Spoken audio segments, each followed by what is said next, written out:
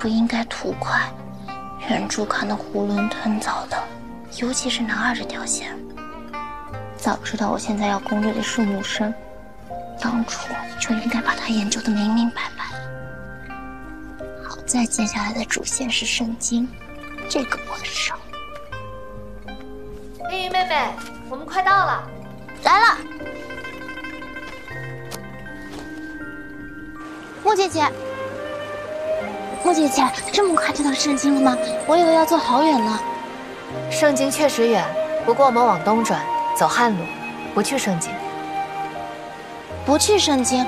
为什么不去圣经？为什么要去圣经？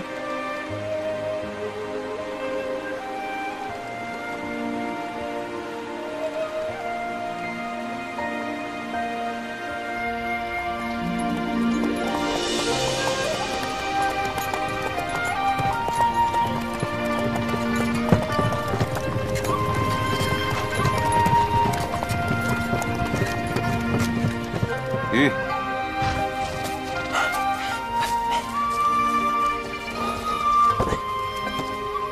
哎，客官，来，小姐们，慢点，慢点，慢点。哎，慢一点。来。哎，小心脚下。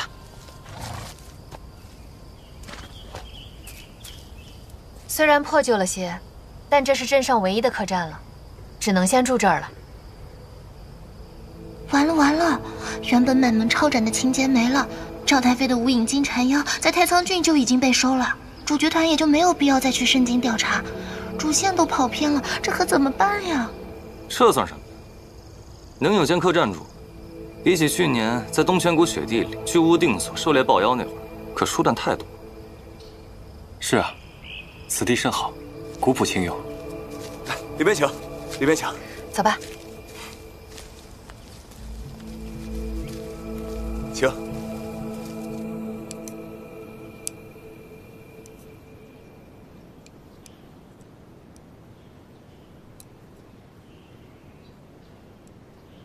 凌云妹妹，你怎么了？从下船开始就一直无精打采的。我没事啊。是不是饭菜不合口？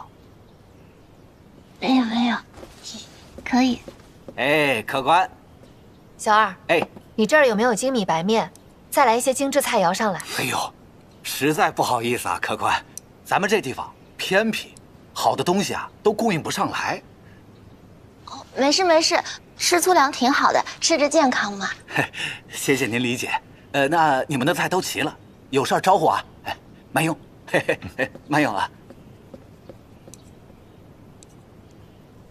木雅姐姐，我们难得出来一趟，我想见见世面。你看这附近风平浪静的，连个妖的影子都没看见。不如我们去圣……没有妖？谁说的呀？客官住店，可千万别往后边那片竹林深处走。为什么？里面有妖啊？啊，有大妖，剥皮吃人的。妖不以人肉为食。他这个妖啊，就是吃人的。对妖来说，人肉酸臭，入不得口。那，说不定他口味独特呢。你可是有什么认识的人，被那妖吃了？这个倒还没有，都是听说的。哎不，我可没有瞎编啊，乡亲们都这么说。前年有位客官住店，喝大了，误闯进竹林深处。您猜，他看见了什么？看见什么？满地的骷髅白骨啊，还有人皮，那都是被他吃了的人，还有被他吓得失心疯了，连滚带爬的才逃了回来。不过各位客官莫怕啊，只要不往竹林深处走就没事。那吃人妖啊，他从来不出竹林的。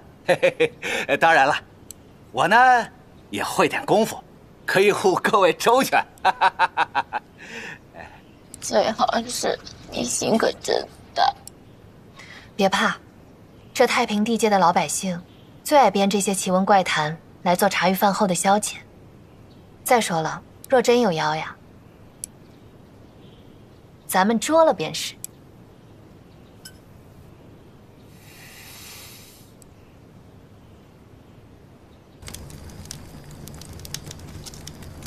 扶摇姐姐，我听说圣经有超级好吃的葫芦鸡和金丝糕，还有好多其他好玩的地方，不如我们一起去圣经吧。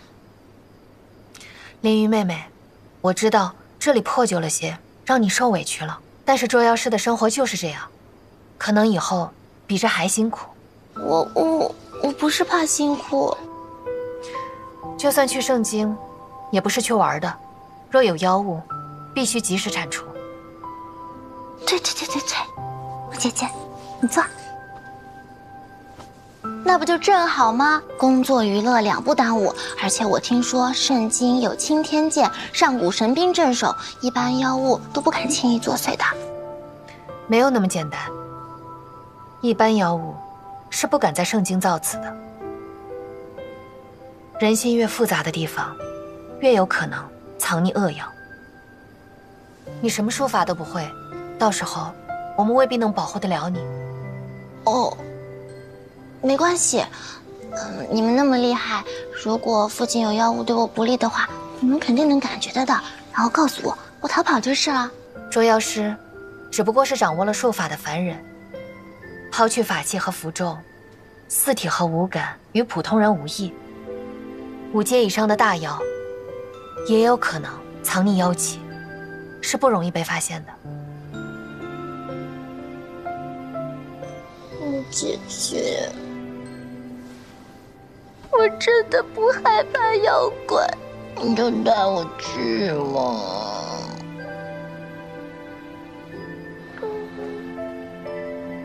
不行，既然你们跟我在一起，我就要保证你们每一个人的安全，尤其是你，此事得听我的。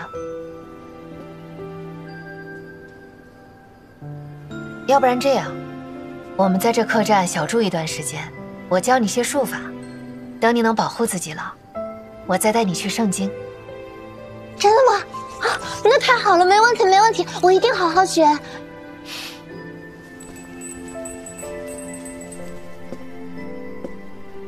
福一，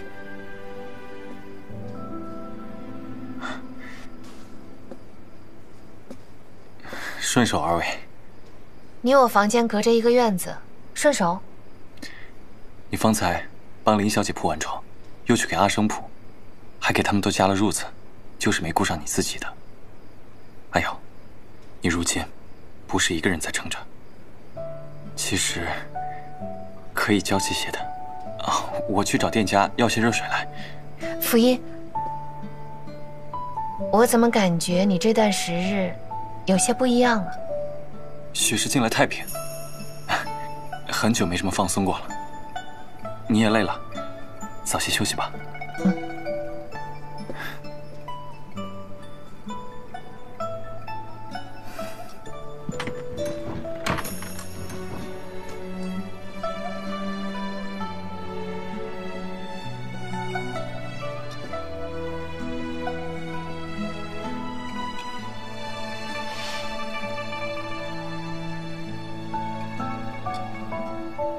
阿姐，你真的要教他学术法？当然，以后林鱼妹妹就是我们的同路人，当然得学。就他，学得会吗？你也不是天生就会的吧？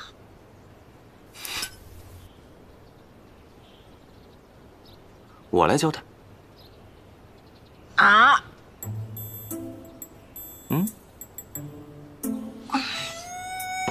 不用不用，我还是和木姐姐学吧。我阿姐哪有那么多闲工夫啊？我来。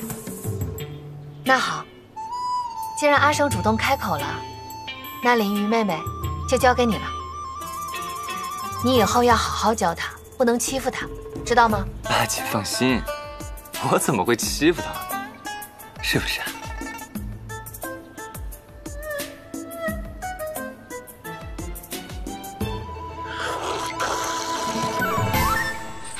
师傅师傅，你到底准备什么时候教我术法啊？明天吧。啊？为什么要明天啊？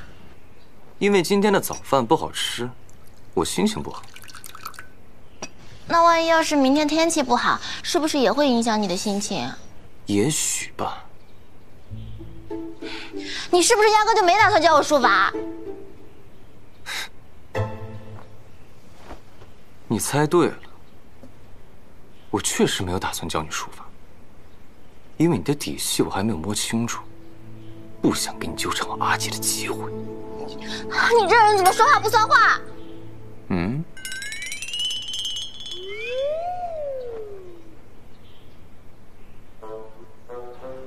穆公子，你可是在穆姐姐面前自己主动说要教我的。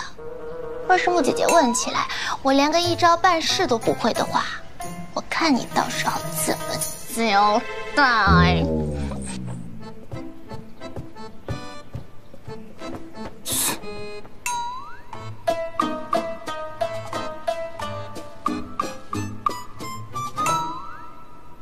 师傅反悔了吧？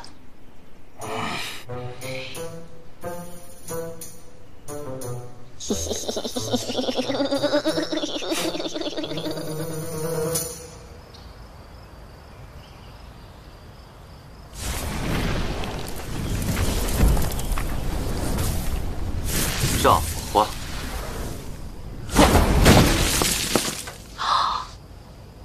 懂？懂了吧？炸火花。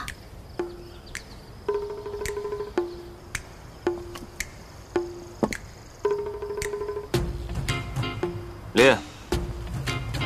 哎，这可是你们穆家绝学炸火花哎！啊！一上来就学这么高难度的术法，你也太看得起我了。有没有简单一点、基础一点、一学就会的那种？是你教还是我教啊？你教。那就少废话。哎，师傅，你刚才才示范了一遍，我还没来得及看呢，能不能再多来一遍？看好了。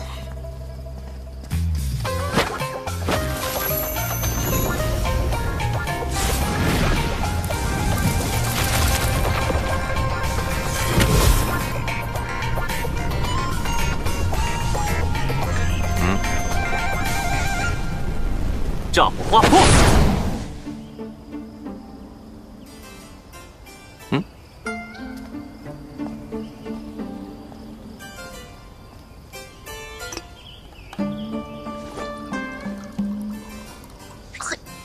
炸火花破！嗯？炸火花破！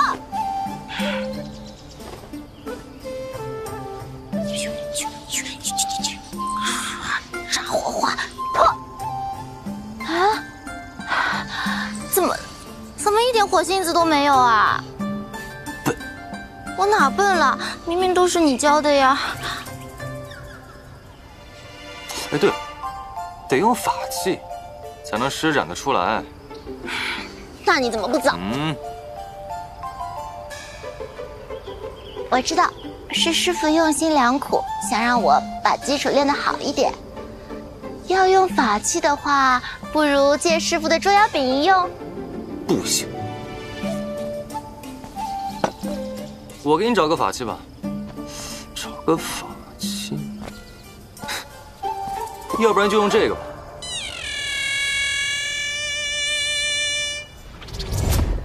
我在里面注入了灵力，拿着。啊，我可是你的座下大弟子，你为人师表，第一次送我法器就送这玩意儿，你也太敷衍了吧！不然给你换水缸，能拿动吗？不生气，不生气，人生就像一场戏，因为有缘才相聚。我若气死谁如意？回头想想又何必？炸火花破！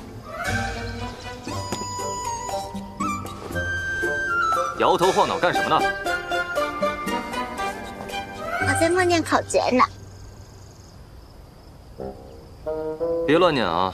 你手里拿着法器，要是念错了，灵力倒灌，我可不会浪费精力来救。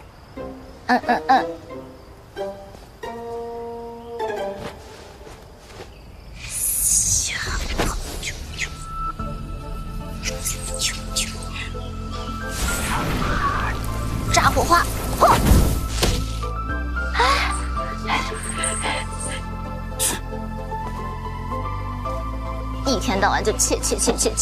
啊？哎，说什么呢？继续练啊。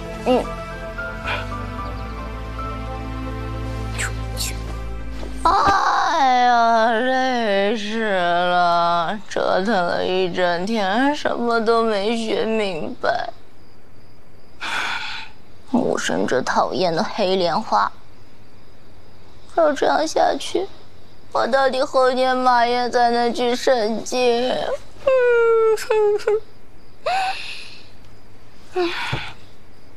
无声现在讨厌我，肯定不会好好教我。看来我得先把他对我的好感值给加上去才行。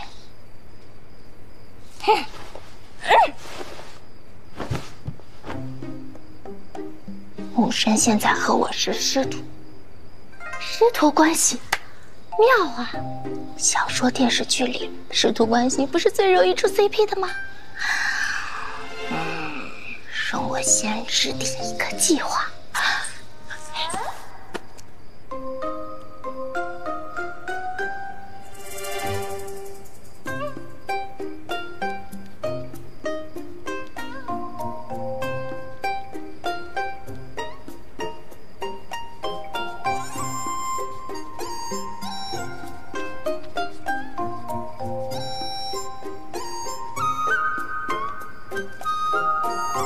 嘿嘿嘿嘿嘿嘿。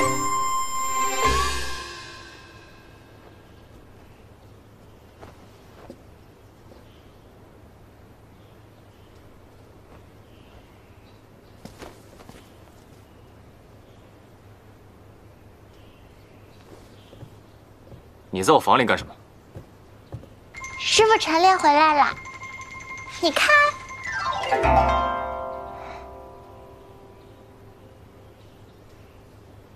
天底下再高冷傲娇的师傅，都抗拒不了傻白甜小徒儿。稳的。你在摆什么法阵？师傅，徒儿本来只是想帮你铺床叠被的，谁知师傅都自己弄完了，我都没什么发挥空间，所以我特意为你折了这些碗，可不可耐？我最讨厌别人碰我的床，而且是我已经铺好的床。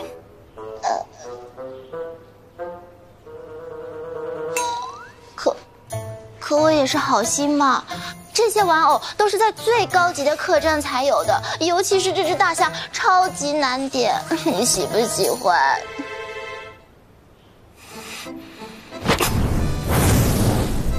啊！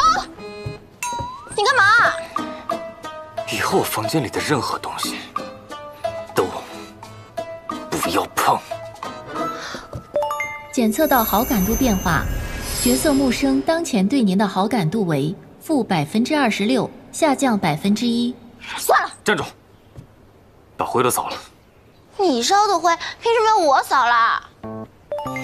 检测到好感度变化，角色木生当前对您的好感度为-27%，下降1%。我的师傅，徒儿知错了，徒儿不应该跟你顶嘴。扫了。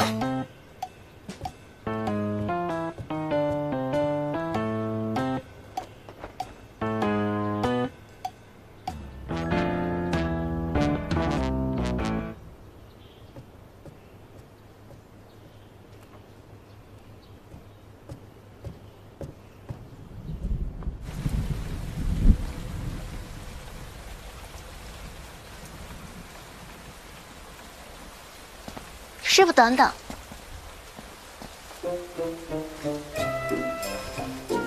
师傅，请坐。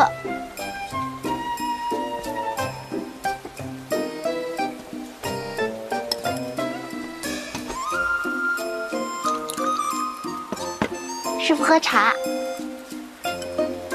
继续练。师傅，你没看到外面下雨了吗？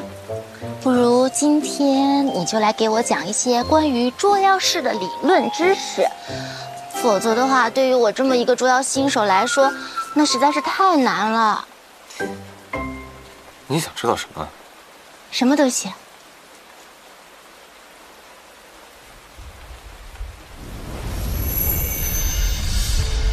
天下捉妖师按实力等级可分为7等。地玄黄，这不是4个字吗？你继续。地玄黄各分上下，黄级下等是捉妖师中修为最低的，只能对付一些未开灵智的小妖；而修为最高的天级不分上下，天级捉妖师可驾驭顶级法器，只身剿灭世间一切妖物，甚至可以开启幻境，逆转时空，构建虚空世界，阻止灭天之劫。哦，那眼下天级捉妖师都有谁啊？一个都没有。一个都没有。900年前，穆家先祖穆青石是世间第1个捉妖师，也是迄今为止唯一一个天级捉妖师。相传，只有打败了9级大妖，取其内丹，才能以澎湃灵力贯通经脉，升为天级。这么难啊，难怪都没什么天级捉妖师。但是，20多年前，钦天监曾有卦辞，说下一个天级捉妖师即将现世。天下一众同修摩拳擦掌，都希望是自己。后来，妖王怨女果然重新现世，屠灭了捉妖名门穆家，一众同修又噤若寒蝉。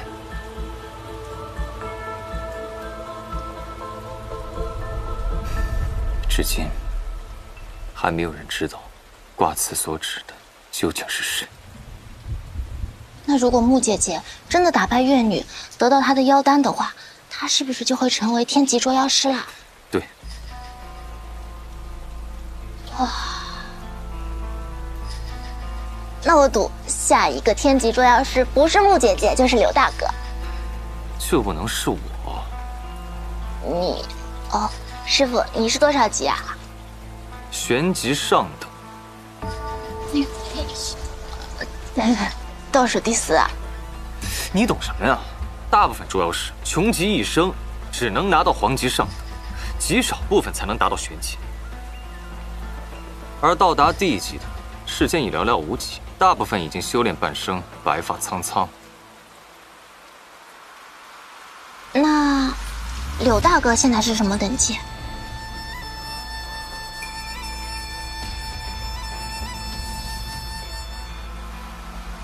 地级下等。哇，也没有很厉害啊，他还比你老几岁呢。还练不练？好吧，我就来练练手势好了。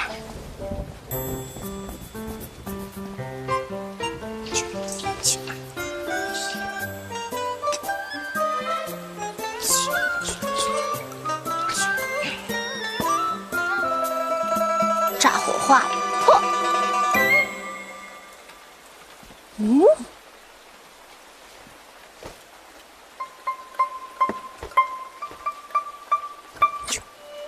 炸火花，破！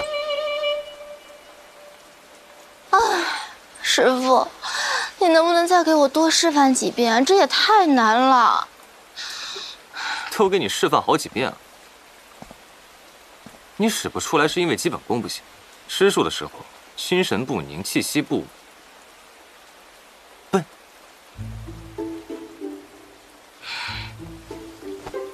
师傅天天说人家笨，但人家本来就是笨嘛。师傅能不能传授给徒儿一些基础知识或者诀窍什么的？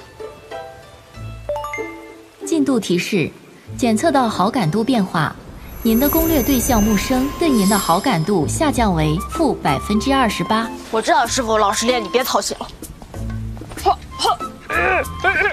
炸火花，破！进度提示：检测到好感度变化，您的攻略对象木生对您的好感度下降为-29%。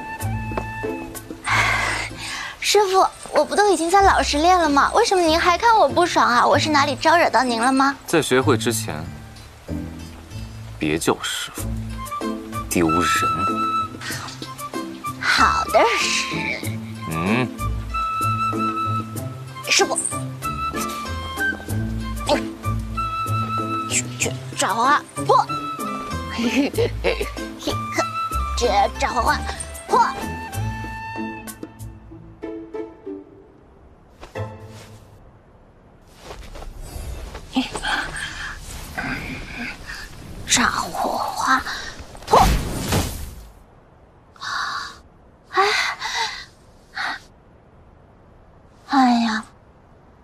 要是木生在就好了。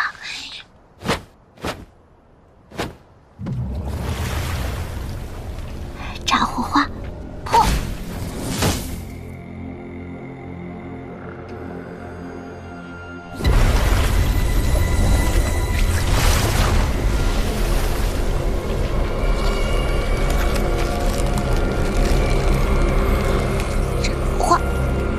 火，下雨了。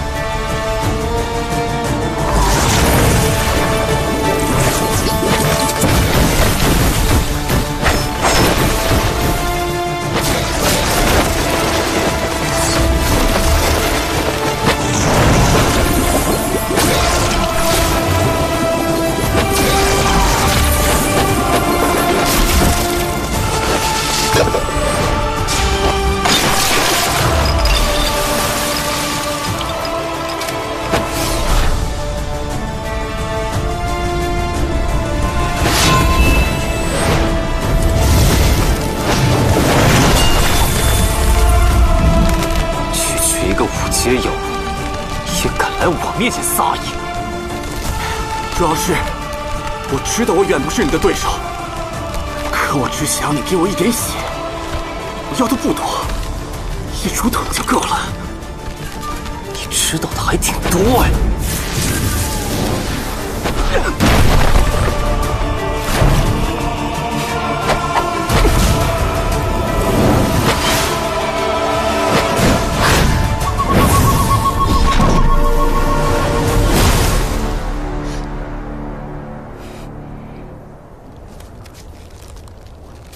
用他的命能换吗？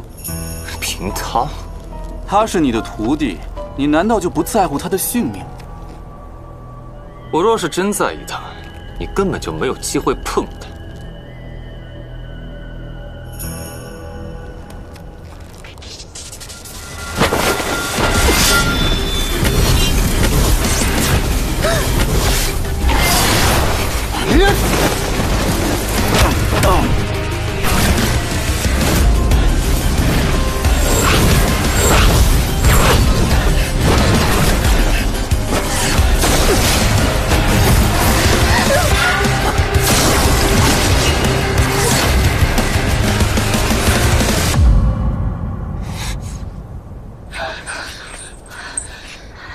木生，我还以为你不会来救我了。你要是死了，我怎么跟阿姐交代？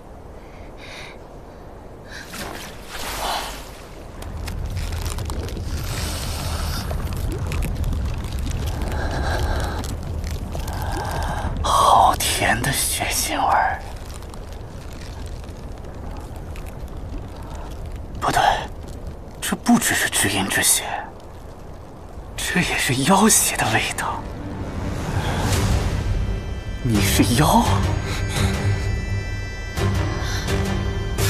木生只是个半妖，但是这个秘密不是要到全书末尾才会揭开吗？怎么现在就说出来了？多可笑啊！堂堂穆家的养子，一个捉妖师，自己竟是妖！胡说！找死！阿生，林雨妹妹，情况异位。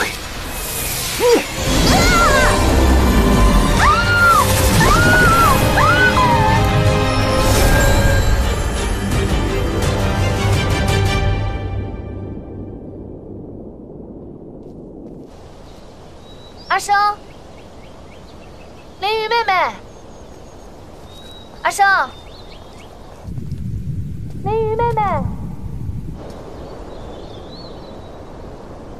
人呢？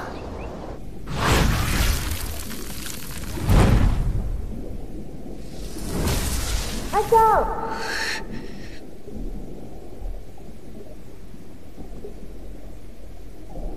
内外重叠却不相通。这里是倒影之域，你用了反血符啊？你们穆家不是自诩名门正派，怎么可能会用反血符呢？让你失望，我不是穆家人，我只是穆瑶的弟弟。难道是穆家的小主，也就是你的姐姐，她还不知道？你不惜用反血符把我拉进倒影之域，就是怕你姐姐知道你的真身是只妖。我说了，我不是妖。你骗得了别人，你骗不了我。我是水妖，你的血里有几分妖气，我一清二楚。我不是妖。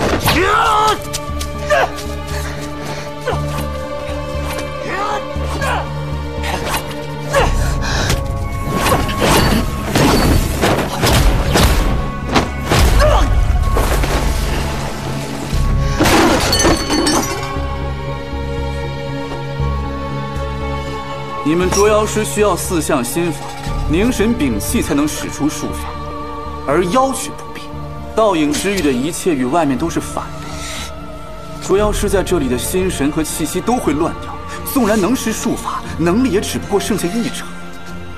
你现在连一个皇级下等的捉妖师都不如啊！对付你，1成功力就够了。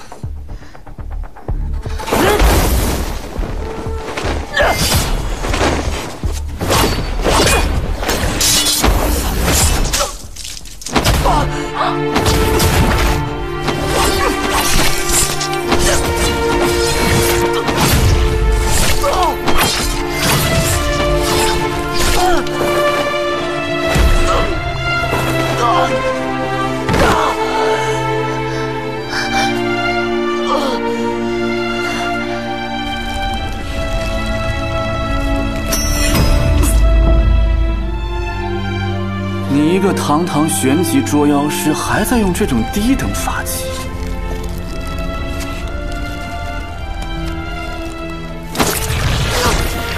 你明明是妖，却下贱卑微的讨好捉妖师，宁愿死在倒影之域，也不愿他知道你的秘密。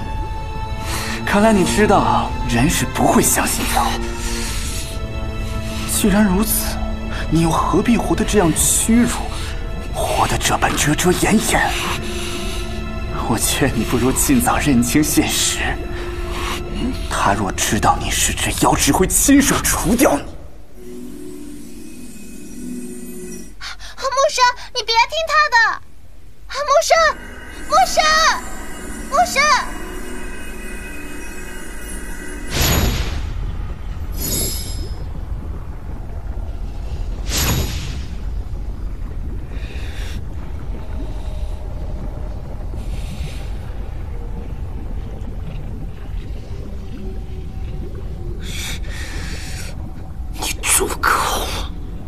既然你执意要死，那我就成全你。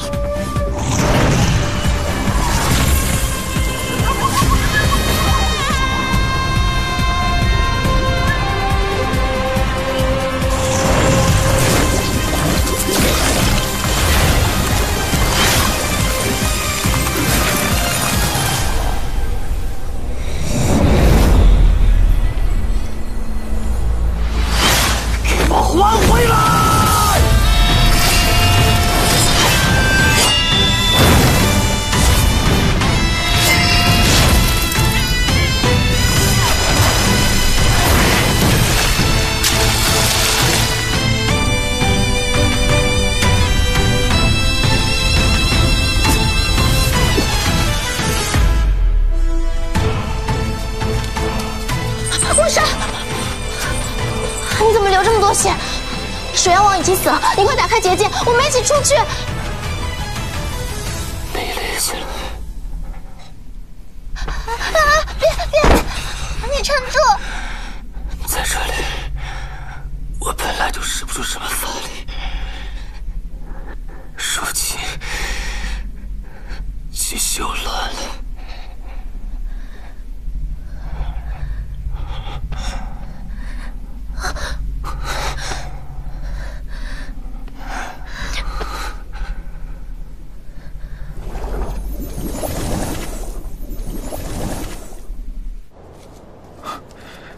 阿瑶，你听到什么声响了吗？你看到林玉妹妹和阿生了吗？别担心，我们先分头找找。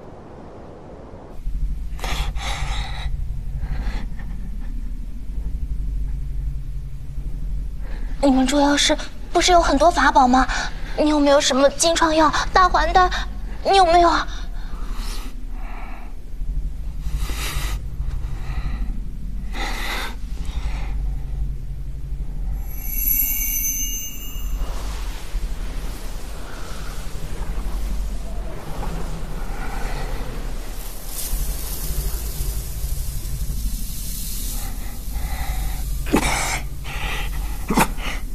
这颗珠子怎么在吸你的血？安静的，听我说。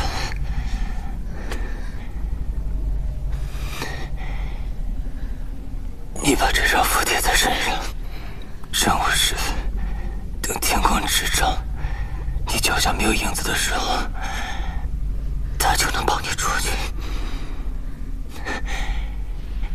你出去以后，所有的血都交给我阿姐。所有的血，什么意思？我的血，所有人都想要，但我只想给我阿姐。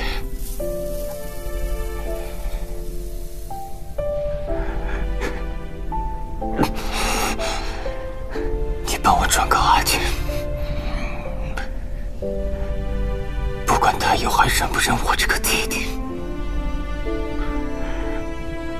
我永远等她说阿姐。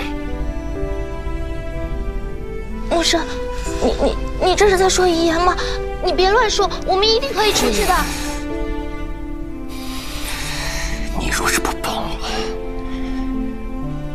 我就撕了这符，到时候你也出不去，咱俩……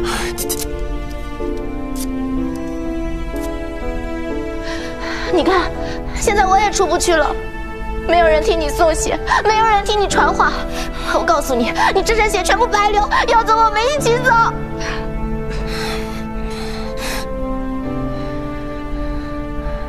我这么活着，真的很没有意思。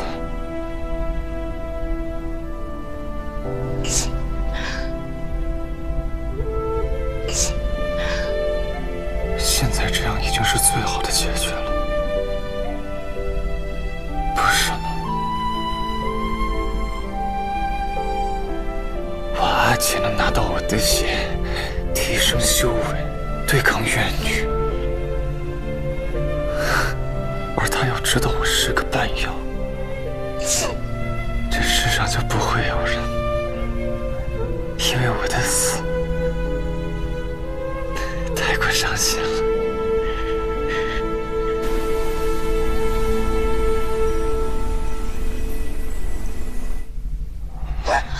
牧生，你这个蠢货，在这个世界上，不是只有牧瑶姐姐在乎你，还有我。就算你是妖又怎么样？不管你是谁，我都在乎你，都要你好好活着。就算我是妖，就算你是妖也没关系，我都要你好好活着。你快说呀，到底怎么样才能救你？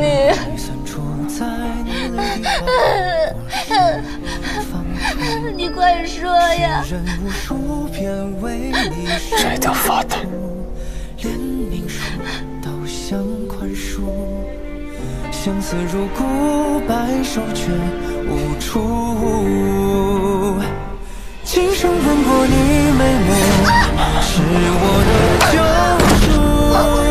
别哭，如果你手心纹路，风雪不冷酷。乱世之中，你向我凝眸，是我曾重生的一幕。爱过你，让我一生满足。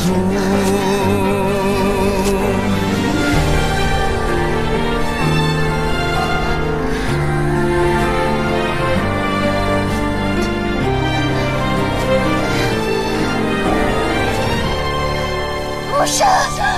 今生吻过你眉目，是我的救赎。别哭，握过你手心纹路，风雪不冷酷。乱世之中，你向我凝眸，是我曾重生的一幕。爱过你，让我一生满足。爱过你，让我一生满足。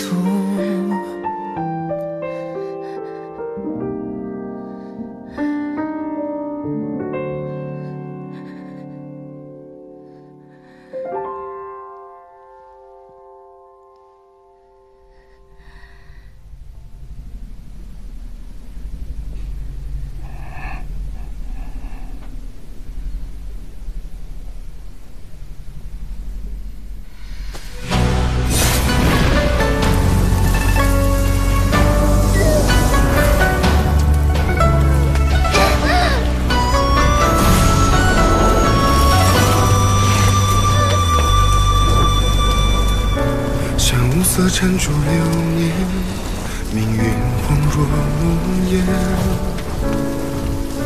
试问谁又懂黑色语言？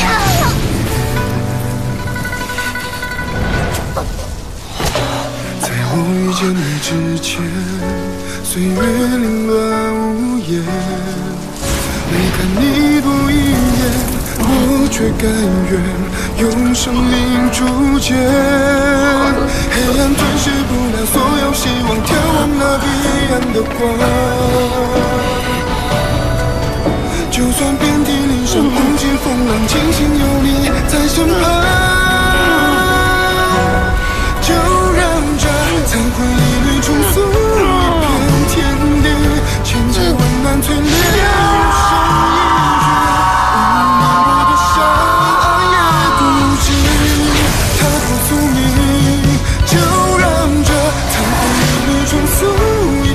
天地悲欢之中，镌刻我生命，何惧翻开于那曾经，只为守护你。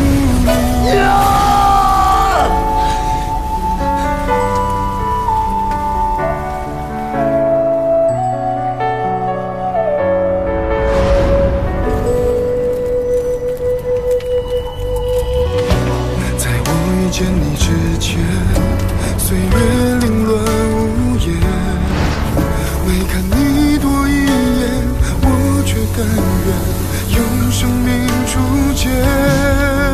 黑暗吞噬不了所有希望，眺望那彼岸的光。就算遍体鳞伤，无尽风浪，庆幸有你在身旁。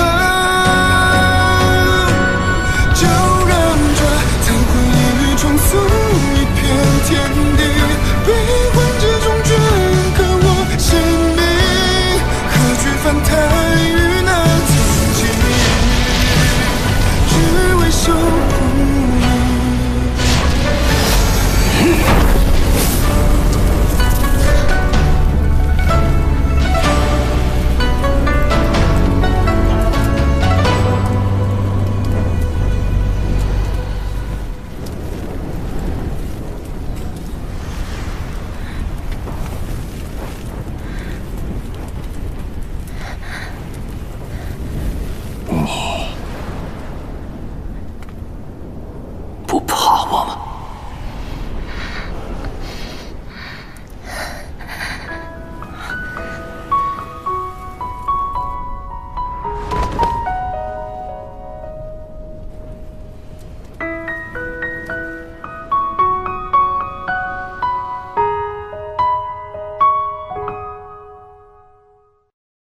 眼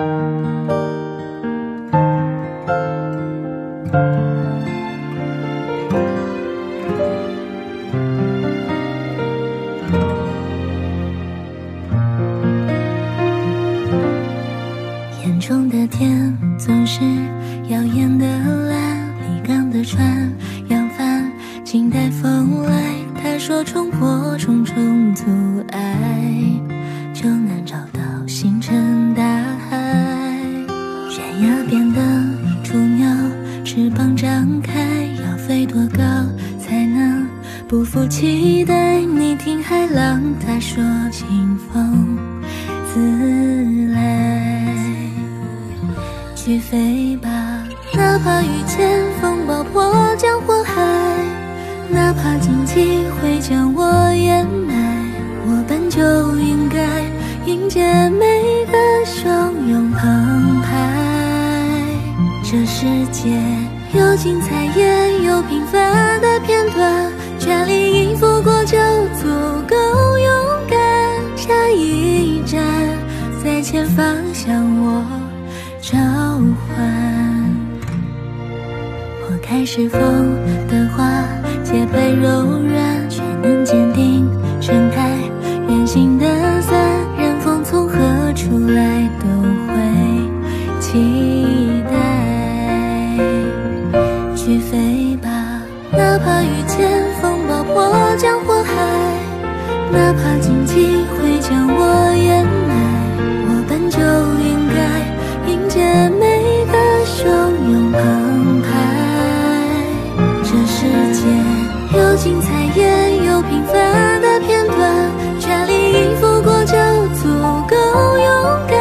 下一站在前方向我召唤，等微风吹开这成千纸鹤的信笺，泛黄的纸张倒映被遗忘的心愿。我想要对话当初那份执着热烈，感谢你没退却，感谢你始终守护着信念。去飞吧，哪怕遇见风暴破江火